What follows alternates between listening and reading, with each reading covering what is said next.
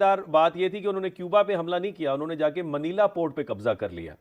تو یہ تاریخ میں ہم دیکھتے ہیں وہ 9/11 میں 18 سعودیز تھے، 18 میں سے میرے خیال میں 12 سعودیز تھے.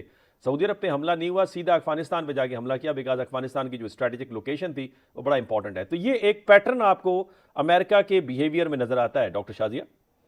بالکل نظر آتا ہے، اور یہ پہلے سے سب کچھ طے ہوتا ہے، اور یہ وہی جو ہے 5 بینکرز فیملیز آپ انہیں کہہ لیں، یا جو دنیا کو چلانے والے ہیں، ان پپیٹیئرز کو چلانے والے، وہی بیٹھ کے ڈیسائیڈ کر رہے ہوتے ہیں. اور وینزویلا کے اندر جتنے ریسورسز ہیں وہ سب چاہیے. اب اگلی باری کیوبا کی ہے، اور سب سے زیادہ جو اس وقت مشکل وقت میں جو سچویشن میں ہیں وہ برکس کے کنٹریز ہیں، اور خاص طور پہ برازیل جو ہے وہ بہت جو ہے اس کے لیے بہت مشکل ہو جائے گی. وہ بھی بہت ریسورس رچ ہے، وہ بھی برکس کے اندر بہت ایکٹیو ہے.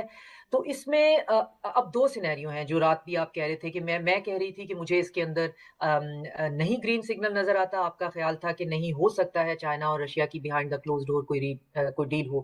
تو اگر ان دونوں صورتوں میں آپٹکس تو وہی ہیں.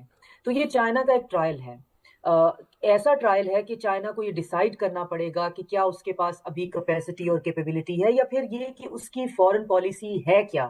اگر وہ یہ چاہتا ہے کہ اس نے جو انڈسٹریل یا اکنامک ڈیولپمنٹ کی بات کرنی ہے، تو اکانومی جو ہے وہ انٹرسٹ بھی آپ ملٹری کے بغیر وہ بھی ملٹریلی ہی سیکیور کیے جا سکتے ہیں.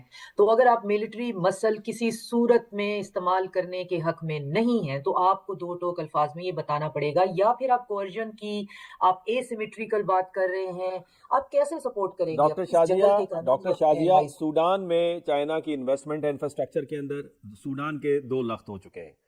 اس کے بعد صومالیہ کے اندر انویسٹمنٹ ہے، صومالی لینڈ ہمارے سامنے ہے. $400 بلین کی انویسٹمنٹ، ایران 25 سالہ معاہدہ، ایران کو دھمکیاں مل رہی ہیں. اب چائنا اگر ابھی بھی نہیں اٹھے گا تو پھر قیامت والے دن اٹھے گا. ڈاکٹر چیمہ صاحب